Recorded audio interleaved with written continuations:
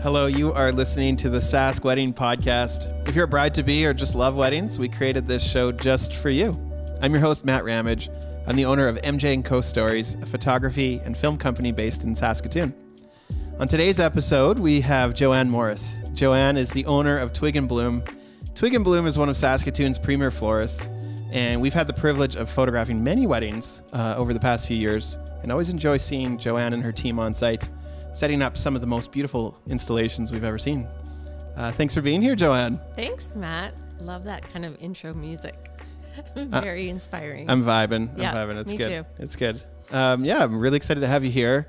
I wanted to have you here because you're one of the vendors we've seen very often this past summer, and we love your work. And you're definitely an expert as far as when it comes to florals. So tell us a little bit about Twig and Bloom. Oh, well, it's great to be here. And I love when we get to work together. It's awesome. So Twig and Bloom started in 2016. It was December of 2016 when I put the website live, took my chance, and haven't looked back since. We've just been growing, and I absolutely love it. So we started doing weddings probably before actually 2016, for friends, for people that I knew. And then I just knew that this was something that I really enjoyed, and so decided that I was going to take this leap. So that's how Twig and Bloom got started. Well, and you've built quite a powerful reputation in the city, in my opinion. Thanks. And even talking to our brides, they just love your work, and you have definitely made an impact here. Oh, that's awesome to hear. Yeah. I thought we could chat about some trends coming up for the next wedding season here. Get your advice on that. You always come, like we've done the Sask or SK Modern Wedding Summit with you. Yeah. And we've done a bit of work just for you and your brand. And you always tend to have great ideas and helpful ideas for brides. So I thought you could share on some of the trends. Thanks. Our kind of signature look would be classic, romantic, elegant, timeless. Those are kind of the words that I use to describe our brand.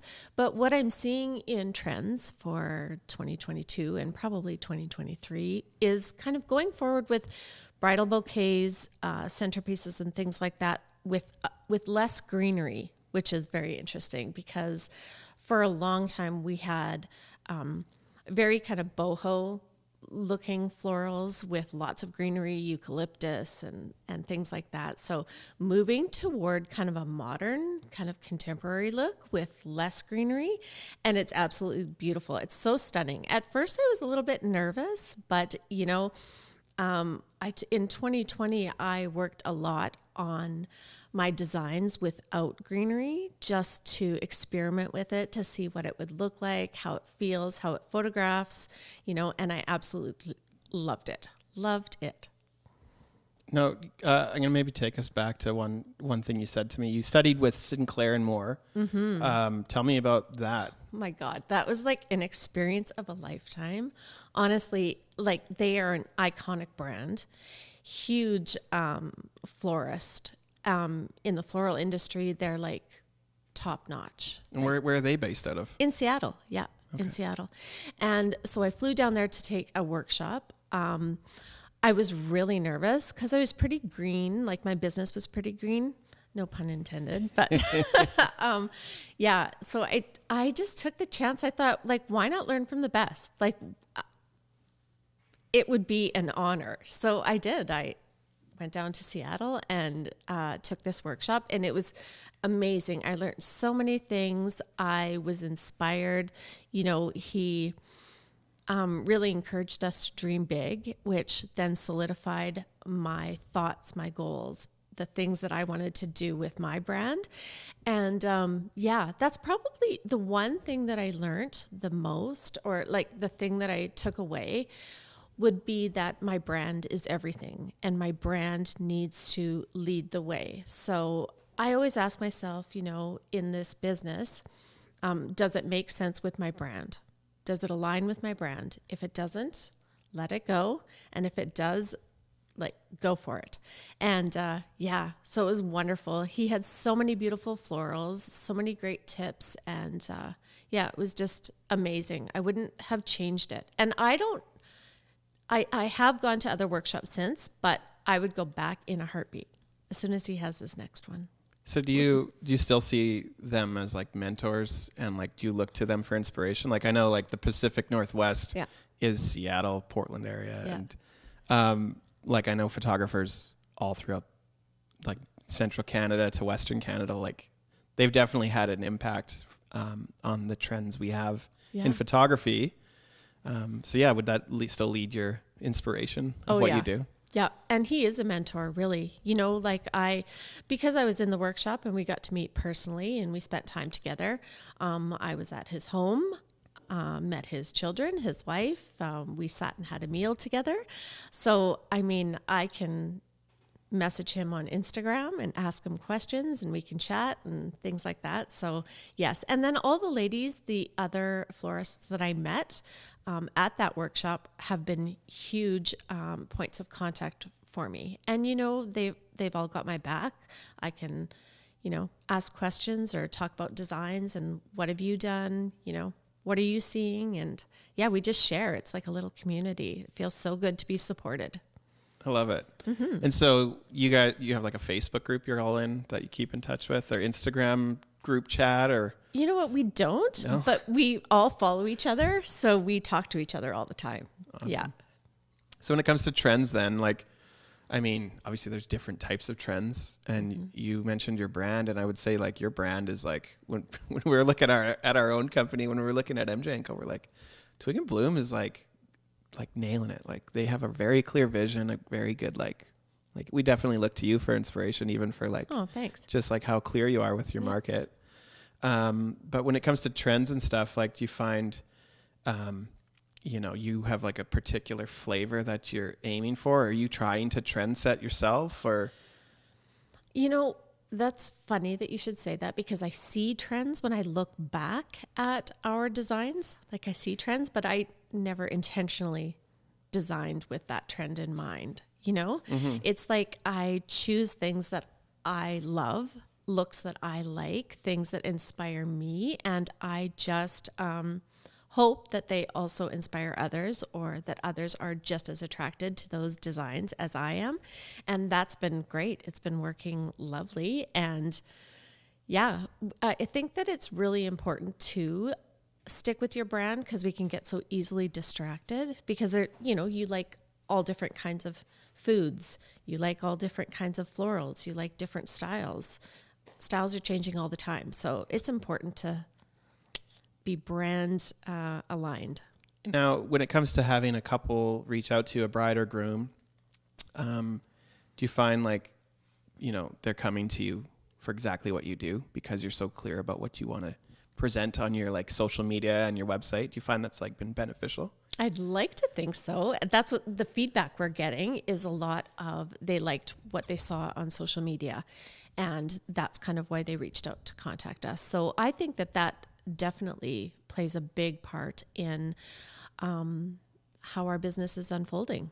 Awesome. Mm-hmm. You mentioned like playing around with these new florals, less greenery. How much do you play around? Like, I play around a lot, because I want to be good at my craft, right? I want to be the expert. So just taking the time every once in a while to get creative, to try something new, to step out, do something different, also kind of solidifies what I like to do and what I don't like to do, what I'm attracted to. So it really, I think it makes me a better designer when I do try different things, when I do practice, when I take the time to be creative. The other day, it was kind of a slower day. It was a Friday, and we had a few leftover flowers, and I said, let's go down into the studio. This is with my team. Let's go down into the studio and let's just get creative, and we'll put it live on Instagram, and people can join us if they feel like just watching. And I kind of gave us a challenge, and then I said, okay, so here's the challenge, and this is the product that we have. Let's do it. And so each one of your team members had to do their own arrangement. Yep. It was so much fun. And what came out of it was so beautiful. You know, each person had their own kind of take, which is so lovely even for weddings and centerpieces and things like that, because it's not all replicated exactly identical. It has the same colors, the same textures, the same elements, but different design. Like, you know what I mean? There's variances. They're not like copycat replicated centerpieces. And that's what I love, because you know, your guest gets this view and they see this side of the arrangement, and then, you know, somebody else is seeing a different perspective. And I love that. That's cool. I like that. We're going to talk about your team in a bit. But first I wanted to ask if you had any advice for a couple who wants to do their own florals. Oh, yeah. Yeah. Well, there's a couple different options. Sometimes budget, you know, there isn't the budget to hire a florist or to get all of your florals from a florist. And that's okay. I think that it's important to stay within your budget and within your means. So we'll give suggestions. Sometimes we do bouquets, boutonnieres, like the wedding party florals, but then they will outsource or do their own centerpieces or things like that, which is great because they get kind of the professionals take the bouquets, the things that are in the photos, the images, you know what I mean, are professionally done, but then their guests are experiencing a little bit of their own creativity and things like that. So yeah, we always have ideas and different things that we offer to our couples. And if you there's so many budget friendly ways to go. Costco does flowers. There's Calia flowers. There's so many things, so many places that you can go where it is very economical, very budget friendly for those people that want to do it themselves. My only, I guess, caveat to that is that it's a lot of work. And I don't know that people anticipate how much work goes into it, and that flowers are, you know, they're only here for a short time. So you really have to be knowledgeable about how long they're going to last, their vase life and things like that, and how you can design with them. Because each flower, I mean, honestly, when we get our florals for a wedding, they come in, we process them each differently. They each get a different way of processing. And then we babysit them. And I know that sounds a little odd, but literally it is monitoring. They're alive. Yeah, it is monitoring how they are growing and how they are maturing. And so sometimes we want to speed up the maturing process for Saturday, because if there's a Saturday wedding, we want them to be at their peak for wedding day, which means that we need to mature them quicker. And some are maturing too fast, and we need to slow down the maturing process. So yeah, it is literally tricky. It is moving things in and out of the cooler daily, sometimes hourly.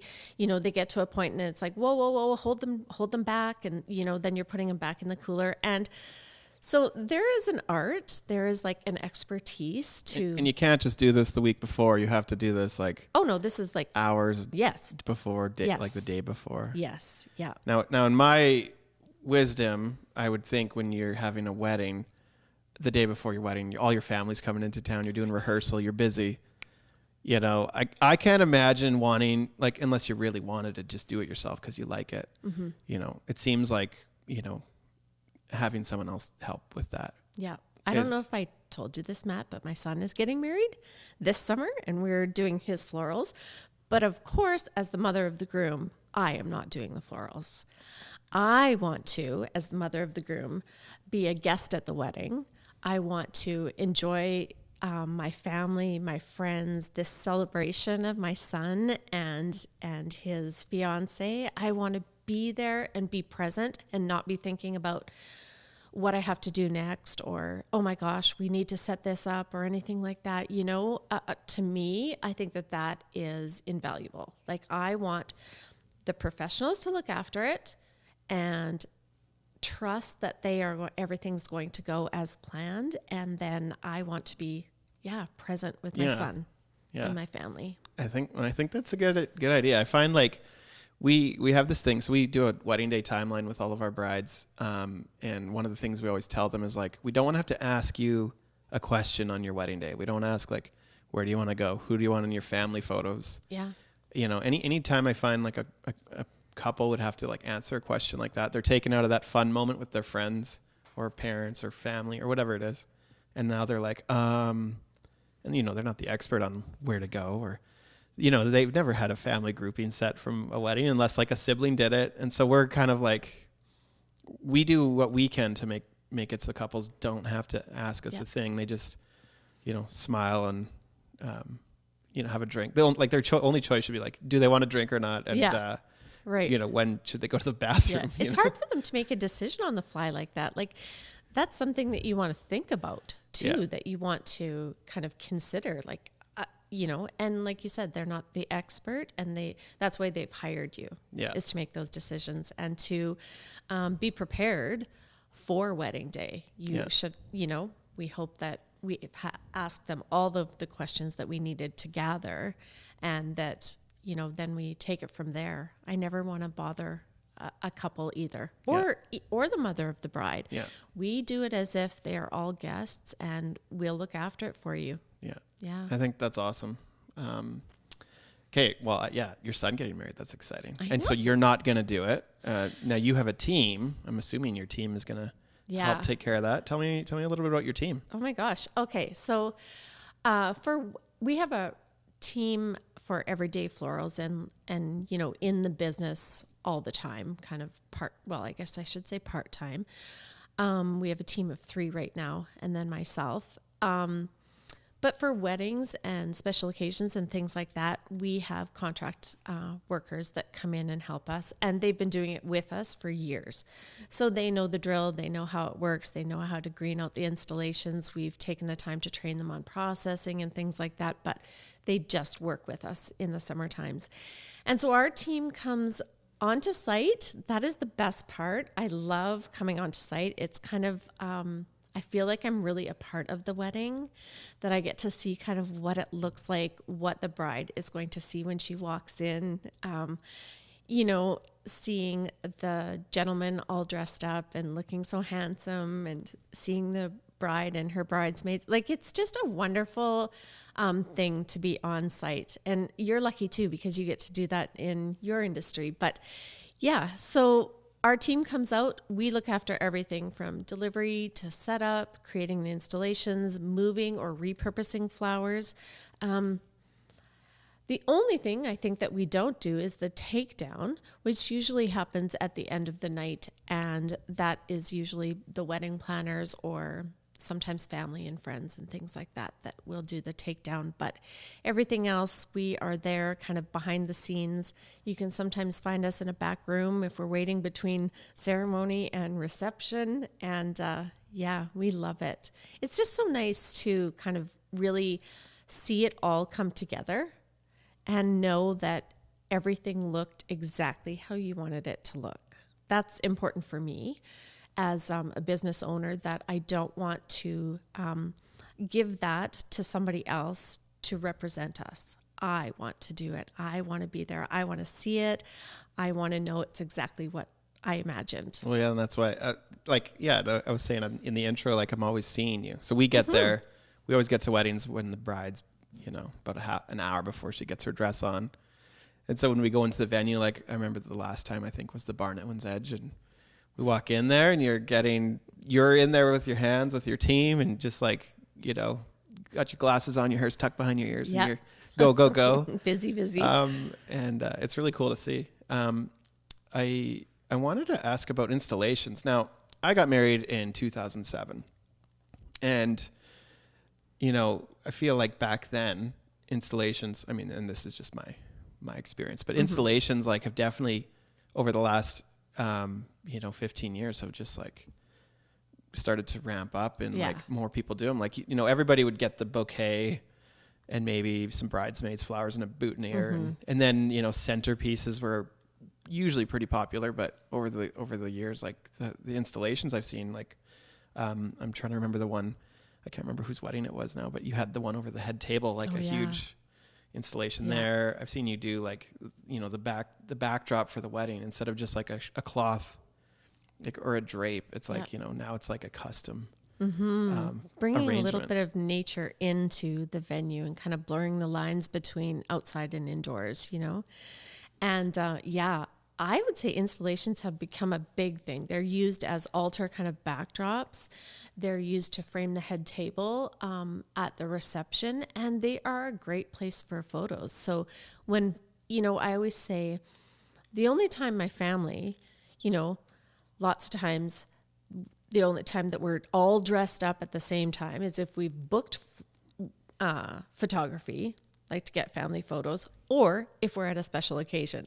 Otherwise, it's, you know, we're not all ready or there's someone, you know. So anyways, having that kind of beautiful backdrop for people to take photos or family photos or just, you know, reconnect and see people that you haven't seen for a long time and capture a photo on your phone is so beautiful. And so, so installations have been really big. We have done everything from, hanging gardens over the head table, which is really popular and is like, oh, so beautiful.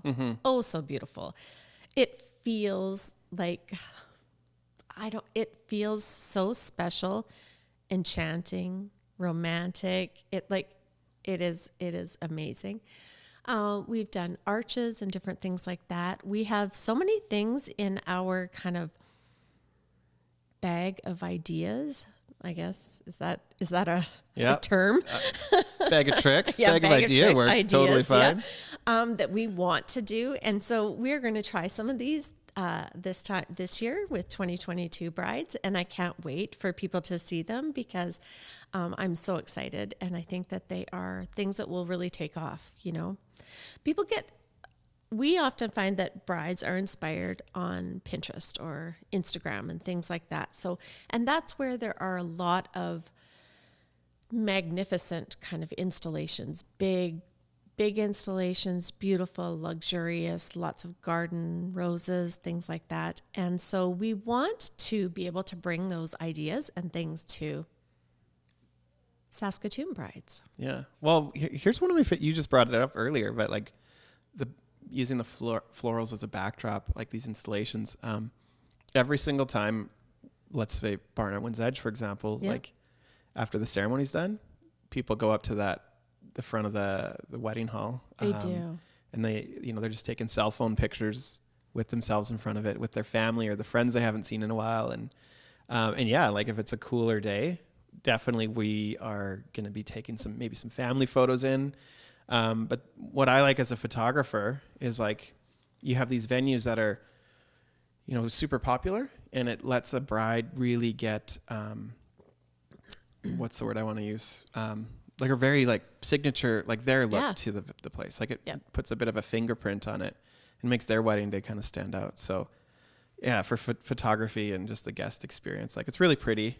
And you know, I've had I've really liked having, I guess, those as backdrops, you know, instead of just a white wall or something like that. It's really, really pretty. So for those winter weddings, especially where you're not trying to go outside as much. Yeah.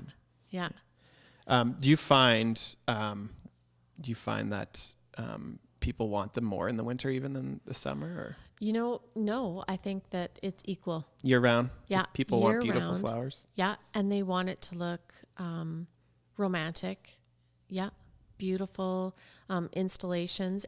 But also, the one great thing I think that that we have kind of made a priority is repurposing those florals.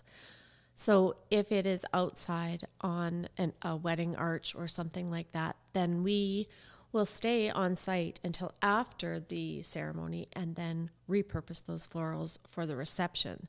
So it's not money just sitting on the arch. One use. Yeah. And so that's been really a great way to kind of extend the client's budget and make it a little bit more accessible.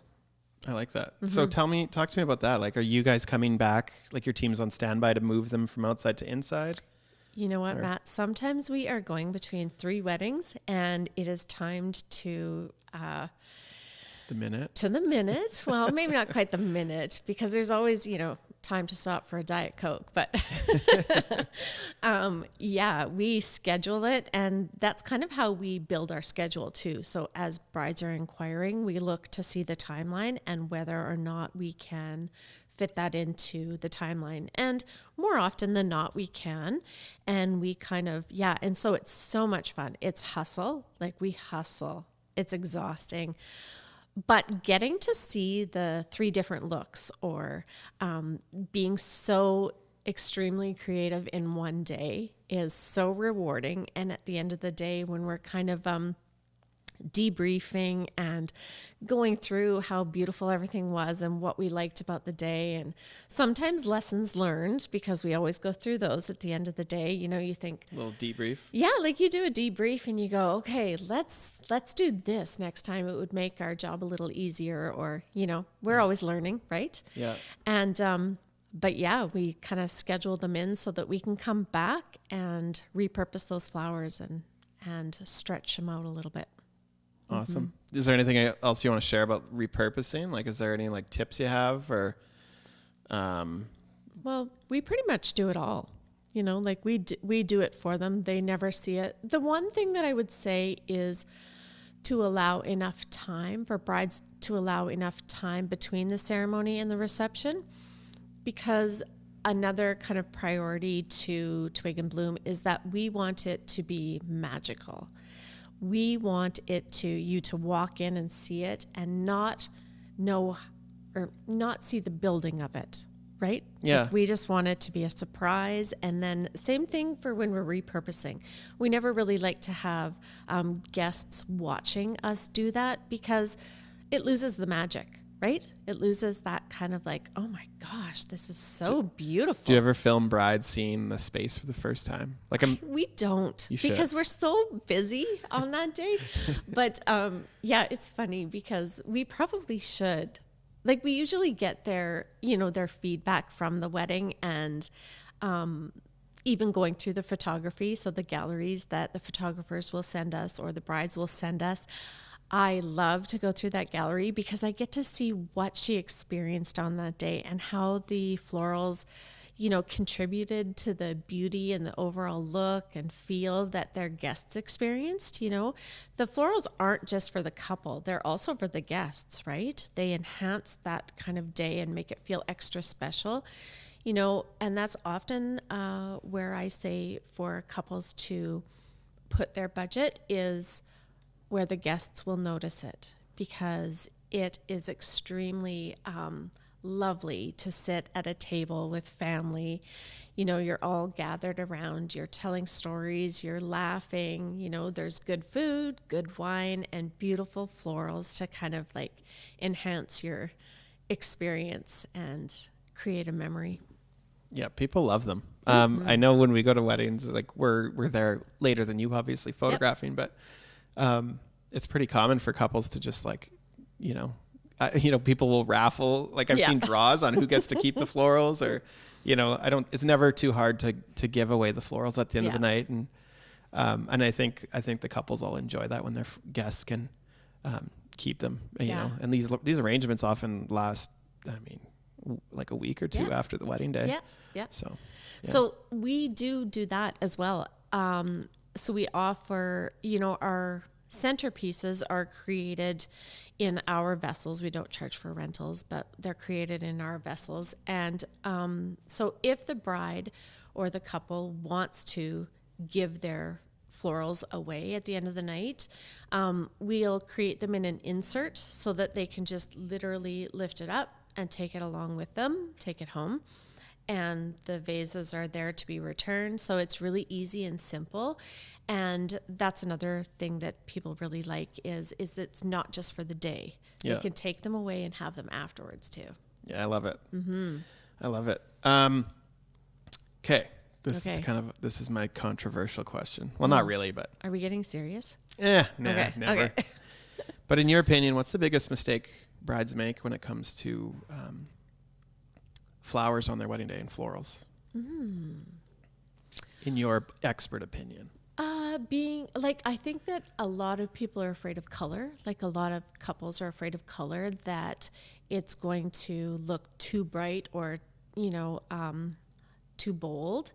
And I don't think that that's what happens. I think that you can still have color while keeping it soft and romantic. It's just different hues or different tones of those colors. So yeah, I would say don't be afraid of that. When you look on those inspiration platforms like Pinterest or social media, that's what you're seeing. That's what you're really attracted to. But yet you're asking for less, right? So kind of stepping out and going, let's let the experts do what they do and see what they come up with. We provide every couple a storyboard, several months before their wedding so that they can see the color palette, the flowers that we're going to use, the overall inspiration. We collect photos that inspire us and kind of will help us as we're creating, designing, and things like that. So yeah, so they see that storyboard. So right away when they see that storyboard, they feel a lot more comfortable. You can tell that they just go, okay, yeah, that's exactly what I wanted. So yeah, being a little bit more daring with color. That's what I would say. I love it. Well, I know you said with the wedding trends, less greenery and more flowers. Like, yeah, you could definitely play. And over the last while, I've seen, and when I say last while, I mean since I started this. Yeah. I think when we got married, it was like red roses were like, yeah, hot. That was the thing. And then you'd take a photo and you'd have your photographer make everything black and white except the flowers. Yes. Oh my gosh. That is too funny. So funny. Yeah. But yeah, definitely have seen a few things go through. And I think, if the florals really, add a lot to the photography and in your videos and your event, like it definitely improves on the vibe. And like, as a guy, I tend to not see those as much as, let's say my wife, for example, who photographs with me. And it's like, but over the years, I've like definitely started to appreciate, like, it really makes everything better. Like it adds flavor and beauty to the photography. It adds to the guest experience. And it really adds to, anything we produce, like videos and the photos. It just adds to it all. Amps it up. Yeah. I like it. Yeah,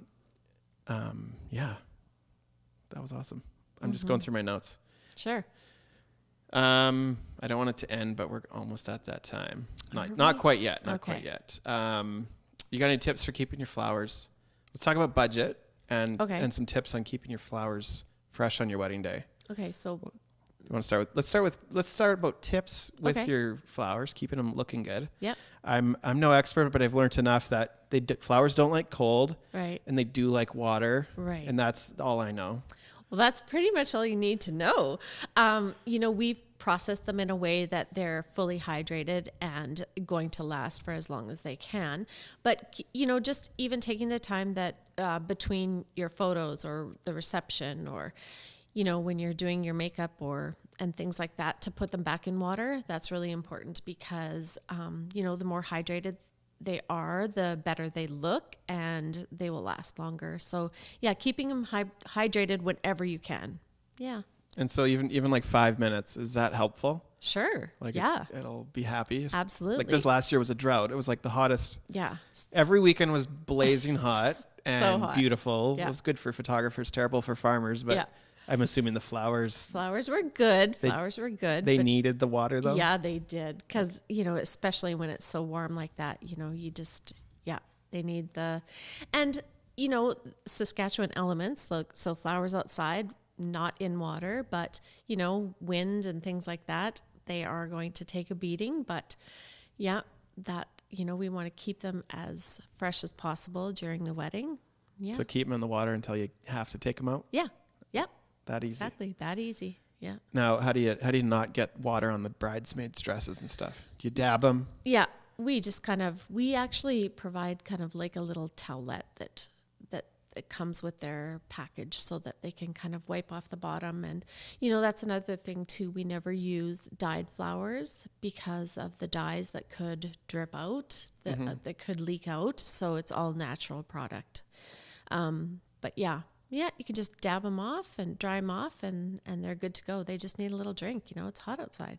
And then in winter, like this winter's been cold so far. Oh gosh. Do you kind of do you have advice for that? Winter's a little tricky, but you know, the bottom line is you want your flowers for photography. Like, you want your flowers in all of the photos, and in freezing temperatures, that's just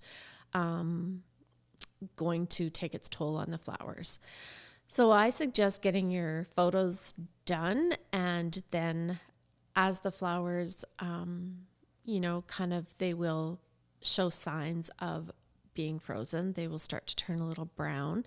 You know, letting that go. That's okay. That is where we live. That is the conditions, and that is the winter wedding experience, right? So it's up to the photographer to make sure they use them at the right time. At the beginning. Yes. Not at the end of the wedding photos. Right. Okay. Yeah. So if you are having obviously you're having an indoor ceremony, if you want to have the ceremony and then the pictures after, that's fine because they're indoors. But once they've been outdoors, they are not going to look that great for any more photos. You know, some will. We try and choose our florals for weddings specifically for, you know, the plan that it's going to be very cold. Although lots of times our brides want, you know, those florals that aren't quite as hardy.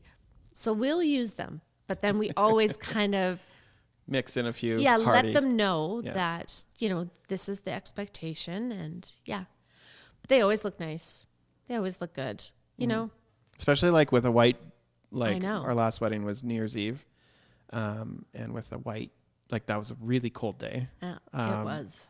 And, you know, it was very snowy, and, you know, bride's dress is white. It added so much life to the photography. And anyway. It really is pretty though in the winter. Like, yeah. Oh my gosh. Skin tones come out a little more, and then the flowers. Gorgeous photos. Yeah. Yeah. We were pretty happy with everything. Yeah. Talk about budget.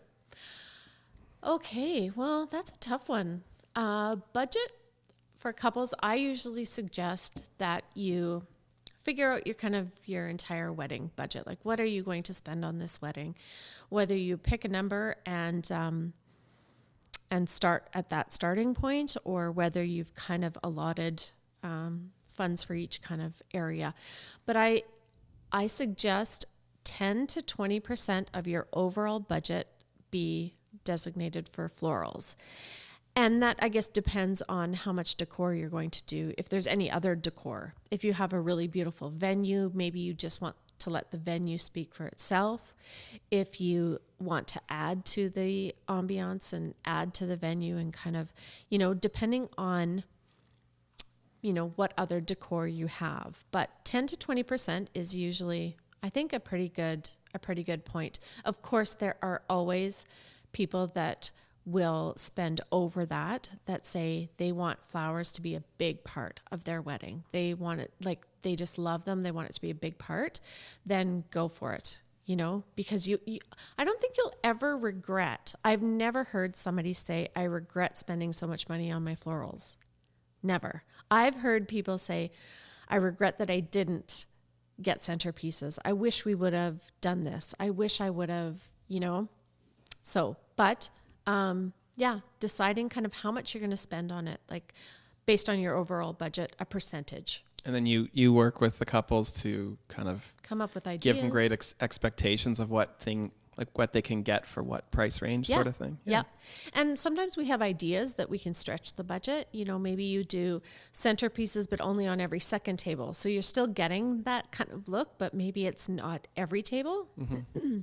That's creative. Excuse me. Yeah. That's very creative. And maybe use candles on every other table, or you use something that the venue has, you know, a lantern or something like that. Printed photo in a frame of the couple. Or, exactly. Yeah. So there's always ideas and suggestions. That's another thing too, when you go to the website and you kind of fill out that online form that we require before providing a quote. You know, it doesn't have time in there, or I guess all of those questions and suggestions that we might have. So we do the quote based on what you've selected, but then we like to have a meeting or maybe a consultation where we can talk about some other options for you. Mm-hmm. Yeah. Yeah. For like a person like me, Yep. We bought a brand new house a few years ago and moved into it.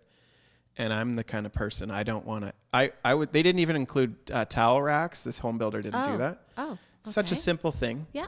And everything else was done. And yet that was overwhelming to me. I was like, I don't want to pick things like that. So I'm the kind of person where I like to just like lean on, yes.